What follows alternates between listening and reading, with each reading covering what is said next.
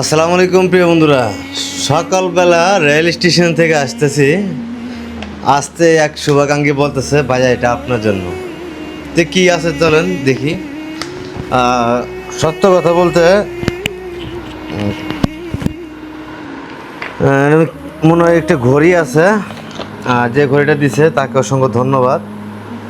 শুধু ডিজাইনটা দেখা বাকি আছে। ওরে বাবা, দেখলে তো অবাক হয়ে যাবেন গা, দেখছেন নি পুরো গোল্ডেন কালার। হ্যাঁ হ্যাঁ, অসংখ্য ধন্যবাদ। যে আমাকে এই ঘড়িটা দিছে তাকে অসংখ্য ধন্যবাদ।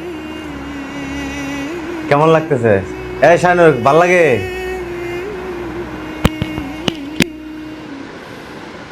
জানি না কেমন লাগতেছে প্রিয় বন্ধুরা, আপনারা একটু কমেন্টে জানাবেন।